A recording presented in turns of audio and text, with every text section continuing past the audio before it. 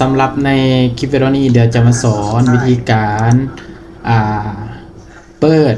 Google Meet โดยตนเองเนาะเปิดห้องซูมโดยตนเองและสามารถแชร์จอได้เปิดไมค์ได้เปิดกล้องได้ด้วยตนเองเลยเนาะ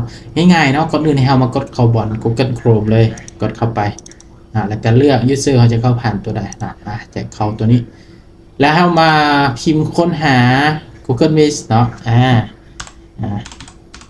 โอเคเนาะกดเข้าไปเลยและให้เรามากดเข้าตัวที่1เด้อเนาะกดเข้าตัวที่1ตัวนี้เลยกดเข้าไปปุ๊บหลังจากนั้นเนาะให้เรามากดเข้าบนที่ว่าการประชุม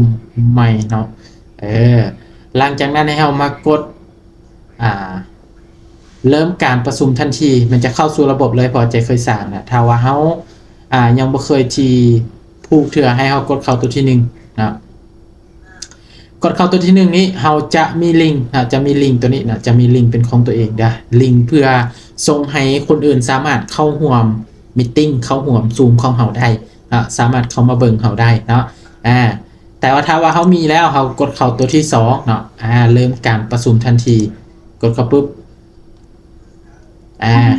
มันจะเข้าสู่ระบบเลยนะแล้วเขาก็สามารถคัดลอกเอาลิงก์ตัวนี้เนาะนี่ลิงก์ตัวนี้นี่เพื่อส่งไปให้เขานะไปให้คนที่ต้องการเข้าร่วมมีตติ้งของเขานะตอนนี้คือแจ็คเปิดไมค์อยู่ครับปิดไมค์ก็ได้นะเปิดกล้องก็ได้นะตอนนี้บริเสื่อมกล้องเนาะอันนี้คือให้ทุกคนเข้าใจคร่าวๆแล้วคัดลอกลิงก์สามารถให้ส่งคนอื่นได้นะหลังจากนั้นเวลาเขาอยากนำเสนอหรือว่าเขาสอนมาสิซะเนาะกดเข้าตัวนี้จะเป็นการแชร์จอเนาะเป็นการแชร์จอและตัวนี้จะเป็นการคอมเมนต์ความคิดเห็นเนี่ยเวลาเขาอยากถามบอยากเปิดใหม่เขาสามารถพิมพ์แล้วก็ถามบนนี้ได้เนาะเขาอยากถามยังเขาสามารถพิมพ์ถามได้เนาะนี่และ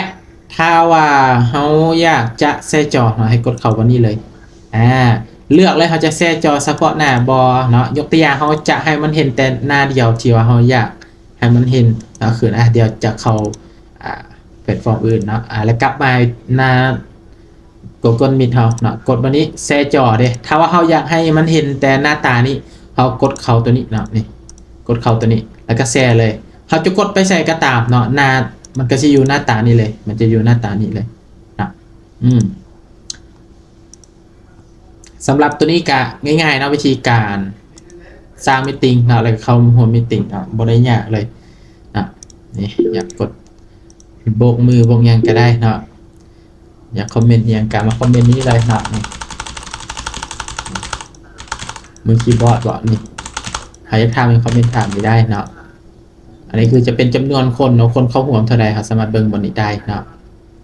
ก็จะมีประมาณนี้เนาะสำหรับการเปิดมีตติ้งเนาะง่ายๆวิธีเข้าร่วมและการแชร์จออย่างต่างๆเนาะ